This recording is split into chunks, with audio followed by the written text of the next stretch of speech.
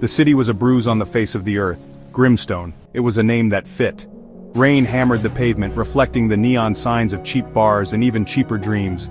I was its protector, its shield against the storm. They called me Champ. I wasn't always a beacon of hope.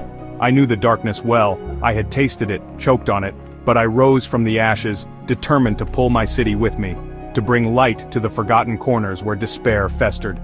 Grimstone was riddled with it. Despair. It clung to the street corners, whispered from the crumbling buildings, and echoed in the hollow eyes of its inhabitants. I had seen kids, no older than 10, peddling misery because it was all they knew. But I saw something else in those eyes, something beneath the layers of hardship, a flicker of hope. It was that flicker that fueled me, that kept me pushing forward, fighting for a brighter tomorrow. My mission was simple, yet monumental, to plant the seeds of hope in the barren soul of Grimstone. It started small, a free boxing gym for the kids, a soup kitchen for the hungry, a listening ear for the lost. Every glove laced, every bowl of soup served, every word of encouragement whispered was a victory against the suffocating grip of despair. It was a reminder that even in the darkest corners, light could exist. But hope, I learned, was a fragile thing. It needed constant nurturing, unwavering protection. And there were those who thrived in the darkness, who sought to extinguish any glimmer of light that dared to challenge their reign. They were the shadows of Grimstone, the drug lords, the corrupt officials, the ones who profited from misery. They watched me, their eyes like cold embers in the night. They knew I was a threat, and I knew our paths would soon collide. The whispers started subtly, doubts sown like poisonous seeds. Champ's lost his edge, he's gone soft. He's one of them now. I saw the fear in the eyes of those I was trying to help, the insidious creep of suspicion. The shadows were cunning. They knew how to exploit vulnerability, how to turn hope against itself. They painted me as a false prophet, a charlatan peddling empty promises. Their words stung, but I couldn't let them win.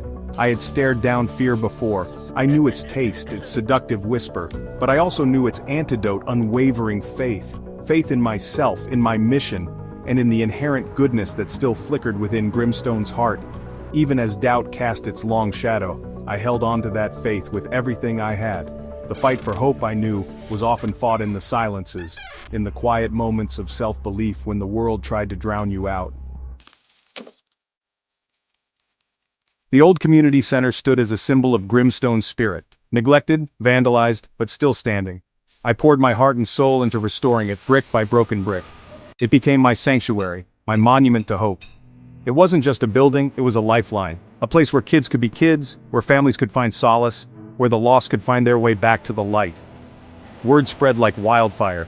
People from neighboring cities, touched by the story of Grimstone's transformation, flocked to help. Donations poured in, volunteers arrived in droves. Hope was contagious. The shadows weren't going to give up their territory without a fight. They struck on a night as black as ink. An inferno erupted at the community center, flames devouring everything in their path. I stood there, the stench of smoke stinging my nostrils, my heart a lead weight in my chest. The flames danced with a malevolent glee, mocking my efforts, my dreams, my hope. But as I stared into the inferno, something stirred within me. A righteous anger, a primal need to protect what was mine. This wasn't just a building they were trying to burn down, it was the spirit of Grimstone itself. That night, I swore I wouldn't let the darkness win. This wasn't just about rebuilding a building, it was about rebuilding a community's shattered faith.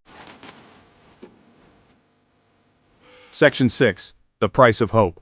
The fight for Grimstone's soul was long and arduous. It was a war fought on two fronts, against the tangible forces of darkness and the insidious whispers of doubt. There were casualties. Good people, caught in the crossfire, paying the ultimate price for daring to hope. Each loss was a punch to the gut, a stark reminder of the stakes. But I refused to let their sacrifices be in vain. I carried their memory with me, a burning ember in my heart, fueling my resolve to keep fighting, to honor their memory by bringing light to the darkness. Breaking news. Section 7.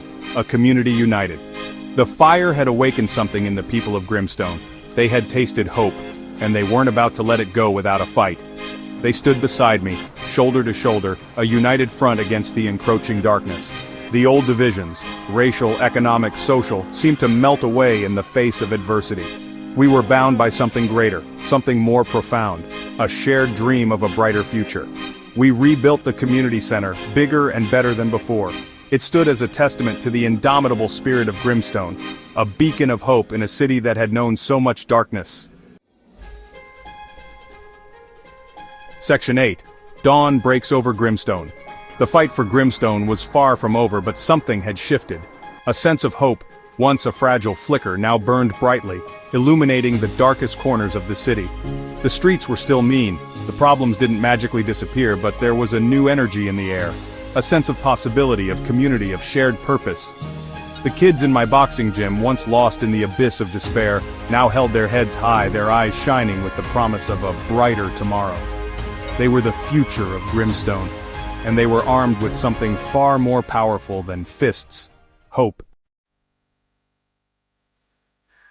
Section 9. Scars that tell a story. My journey had left me battle-scarred, inside and out, but those scars were a testament to my resilience, my refusal to give up on myself, on my city, on hope.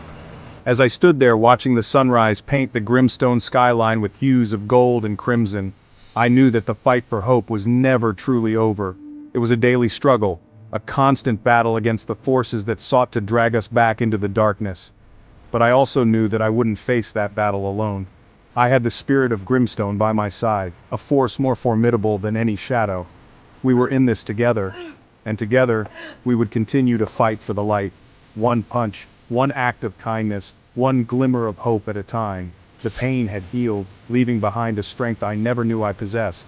And within that strength, a profound truth resonated.